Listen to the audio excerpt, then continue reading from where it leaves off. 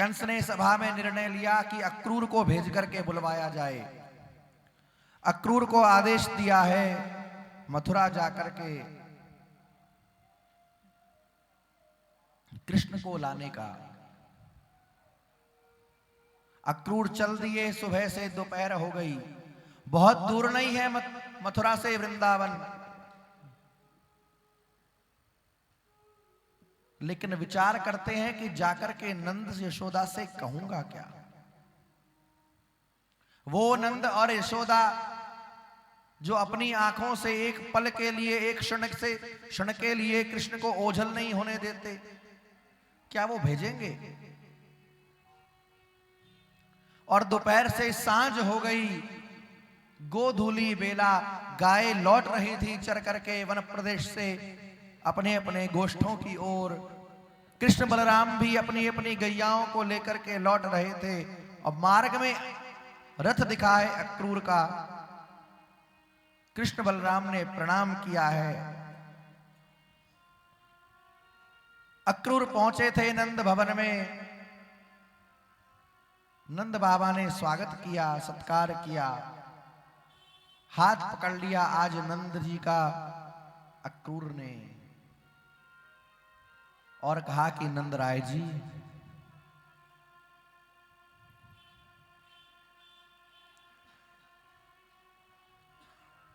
मैं आपसे कुछ कहना चाहता हूं। हाँ हाँ कहो अक्रूर, संकोच कैसा? तुम तो हमारे मित्र हो, हमारे हितैषी हो, कहो। अक्रूर कहते हैं कि मुझे एकांत में बात करनी है। एकांत में आए बैठे नंद बाबा। नंद बाबा से अक्रूर जी बोले, बाबा नंद,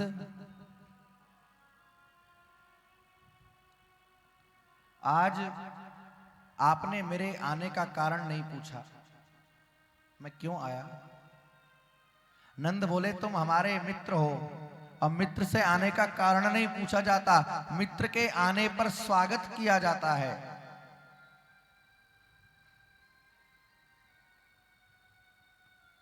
पर नंद राय जी, आज मैं अकारण नहीं आया, और मैं आया नहीं हूं, मुझे भेजा गया है, मुझे बलात् भेजा गया है, हठात भेजा गया है, मेरी इच्छा नहीं थी आने की, मुझे कंस ने भेजा है। कंस का नाम सुनकर के नंद बाबा का हृदय विचलित हुआ। क्या संदेश भेजा है नंद बाबा पूछते हैं।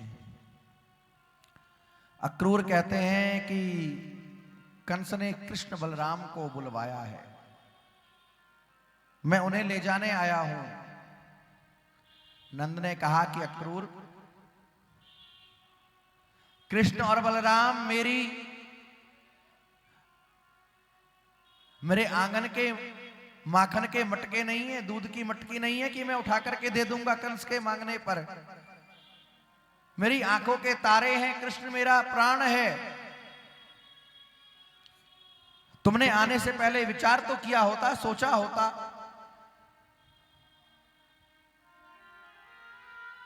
और एक ऐसा सत्य कह दिया अक्रूर जी ने जिसे सुनकर के नंद बाबा लगभग मूर्छित से हो गए।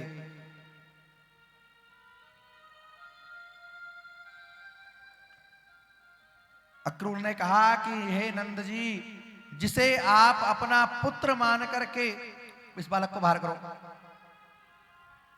ब्लैक टी शर्ट में जो है, बिल्कुल लास्ट में, उठो यहां से बाहर, बिल्कुल लास्ट में बैठो तुरंत।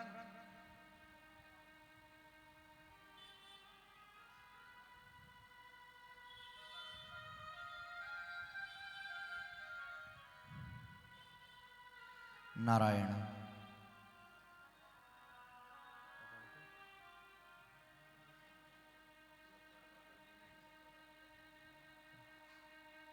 जिससे अभी तक नंद बाबा अपरिचित थे, ऐसा सत्य कह दिया। अब वो सत्य क्या था? अक्रूर जी कहते हैं, नंद बाबा, जिसे तुम अपना बेटा मान करके, अपना पुत्र मान करके कलेजे से लगा करके पाल रहे हो, सत्य तो यह है कि वो तुम्हारी संतान है ही नहीं। वो तो देवकी और वसुदेव का 8वां पुत्र है। तुम्हारी तो वो कन्या थी अष्टभुजी देवी, जिसे रात्रि में वसुदेव लेकर के चले गए थे और अपने पुत्र को छोड़ करके चले गए। बाबा ने उठ करके हाथ रख दिया अक्रूर के मुख पर, कहा अक्रूर मैंने तो ये बात सहन कर ली, अगर यशोदा ने सुना तो वो प्राण दे देगी रो रो करके।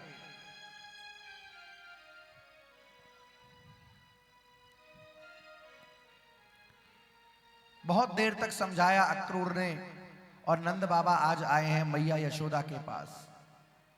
भीतर नंद भवन में सबको भोजन करा के नंद रानी भोजन का थाल अपने लिए लेकर के खड़ी थी कि अब मैं भी भोजन कर लूं। आसन पर बैठने जा रही थी, बाबा पहुंच गए। नंद राय ने कहा कि अरी मेहर नक भोजन की थाली रख, अब मेरी बात सुन। हाथ पकड़ करके शैया पर बिठाया, कहा कि पहले तू बैठ जा। यशोदा बोली ऐसा ऐसा व्यवहार क्यों कर रहे हो? आज से पहले तो कभी ऐसा नहीं किया, आखिर बात क्या है? अक्रूर आया है। मैं जानती हूं अक्रूर आए हैं, पूछेगी नहीं क्यों आया है? मैया बोली आपके मित्र हैं, पूछना क्या? ना ना यशोदे, वो कुछ मांगने आया है। मैया बोली तो दे दो, वो जो मांग रहे हैं दे दो, अपने यहां किस चीज की कमी है? गैया मांगे गैया दे दो, भवन मांगे भूमि मांगे, वस्त्र आभूषण मांगे, गोरस मांगे, दे दो, मुझसे क्या पूछते हो? और बाबा ने कहा कि ना यशोदा, वो ये सब मांगने नहीं आया। तो अक्रूर आया है आज कन्हैया को मांगने के लिए। मैया हंस पड़ी। मैया को लगा कि परिहास कर रहे हैं। मैया बोली कैसी बात करते हो? कन्हैया कोई वस्तु है जो कन्हैया को मांगने अक्रूर आया है? हाँ यशोदा, मैं सत्य कह रहा हूं, वो कन्हैया को मांगने आया है। और अपने अपने कलेजे पर पत्थर रख यशोदे, अब मैं जो कहने जा रहा हूं वो हमारा नहीं है, हमारा पुत्र नहीं है, हमारा बेटा नहीं है। वो देवकी वसुदेव का 8वां पुत्र है। नहीं, ये नहीं हो सकता, वो मेरा पुत्र है। मैंने उसे अपनी छाती का दूध पिलाया है, रातों को जाग जाग करके मैंने उसे सुलाया है, सारे ब्रज की ग्वालिनियों के ताने मैंने सुने हैं। तुम कहते हो मेरा पुत्र नहीं है, मेरा बेटा नहीं है? हाँ यशोदा। मैया मूर्छित हो गई, नंद बाबा की चीख निकल गई। कृष्ण बलराम आए थे दौड़ करके, जल छिड़का, मैया होश में आई तो मैया ने कन्हैया को गले से लगा लिया और कहा कि कन्हैया देख तेरे बाबा क्या कह रहे हैं, देख कहा कह रहे हो तेरो बाबा, तू मेरो पुत्र ना है।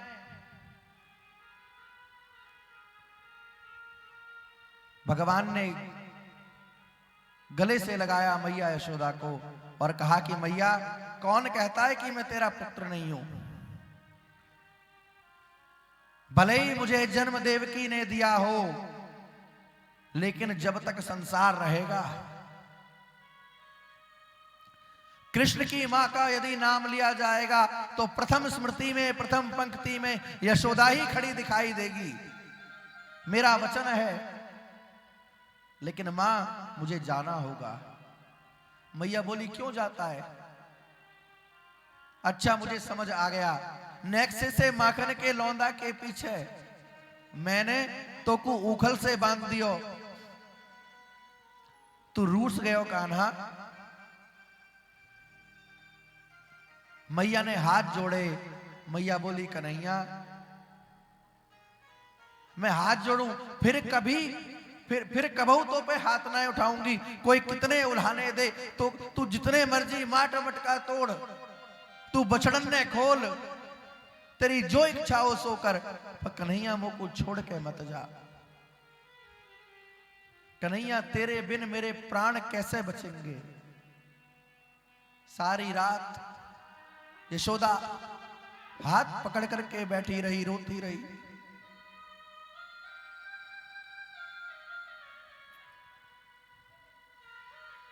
सुबह हुई है, प्रातः काल हुआ है। स्नान कराया यशोदा ने अपने हाथों से,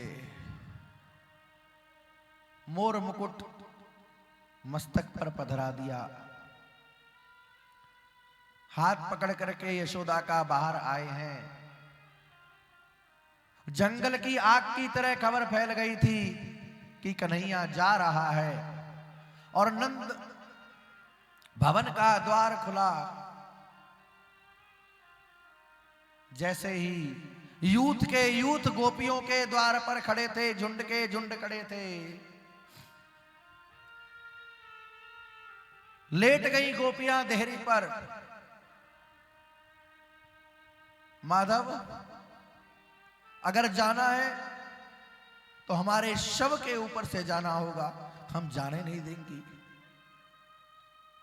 गोपियां कहती हैं कि हम तो ब्रह्मा को कोसती थी कि ब्रह्मा ने ये निगोड़ी पलक क्यों बनाई, ये पलक झपकती है, इतनी देर का विरह भी हमसे बर्दाश्त नहीं होता। अरे विधाता, तूने इस अक्रूर को क्यों बनाया, और किसने इसका नाम अक्रूर रख दिया? ये तो निराक्रूर है।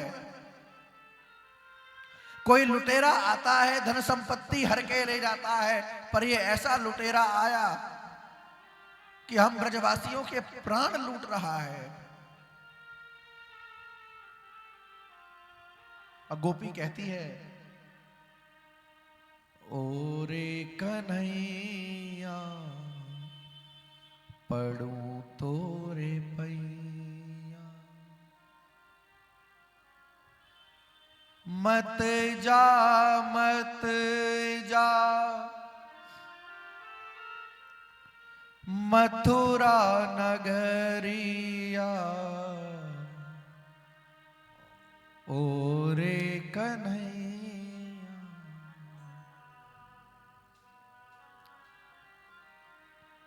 कुंजन की गलियों में दौड़ लगाए कौन, चोरी चोरी माखन को खाएगा अब कौन। घेर घेर लाएगा कौन तेरी गैया, ओरे कन्हैया पड़ूं तेरे पैया।